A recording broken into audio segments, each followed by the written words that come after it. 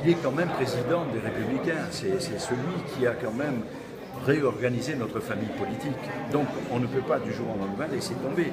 Mais on est convaincu, c'est pour ça qu'on essaie de le pousser pour qu'il parte au niveau de cette primaire. Et je pense qu'il part dans de très très bonnes conditions. C'est quand même, il a été président de la République et tous les autres candidats ont été ministres chez lui. Donc s'ils sont restés pendant 5 ans ministres de Nicolas Sarkozy, devant une personne qui a une pointure fantastique, comme je le disais tout à l'heure, sur le plan international, on a bien vu ce qui s'est passé en Géorgie. Ça a été le seul. Regardez actuellement, la Syrie, les Barack Obama, François Hollande, ils n'ont strictement rien fait, et même Merkel.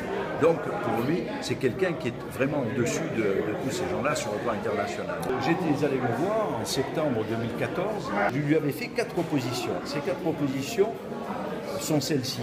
Si Nicolas, tu es réélu, voilà, il faudrait un statut fiscal dérogatoire pour la Corse parce qu'il s'était battu pour, en 2012, quand il était venu à Ajaccio, il avait dit que s'il était réélu, il devait garder, il devait faire perdurer le dernier arrêté de l'eau. Vous savez que par 2 fois, ça a été retoqué par le Conseil constitutionnel. Ensuite, continuité territoriale, vous savez, kilomètres aériens, maritimes et terrestres. C'est une loi depuis 1976 qui n'a jamais été appliquée. Ensuite, je lui ai parlé, lui m'avait dit, sous le ton de la plaisanterie, et tu ne vas pas me parler de la loi montagne avec Savon. J'ai dit effectivement, il faudrait une adaptation de la loi littoral et montagne. Ce qu'une loi a fait, une autre peut la défaire. Regardez le Paduc, on peut rejeter tout ça. Et ensuite, j'ai dit, si tu es réélu, alors il faut renégocier le programme exceptionnel d'investissement pour faire les voies de communication de la Corse intérieure avec système autoroutier, c'est Ajaccio, c'est à Bonifacio.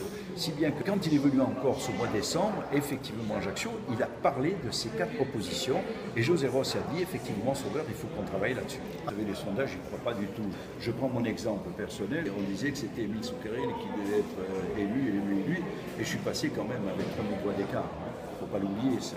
Rappelez-vous, Balladur, Chirac, la même chose. Et Sarko n'est pas encore parti en campagne. Les autres, ils sont en campagne depuis 6 mois. Alors, vous savez que dès qu'il va partir, comme beaucoup de nos amis pensent, dès qu'il va partir, ça va exploser. C'est une bombe politique. C'est un homme politique, c'est vraiment le chef.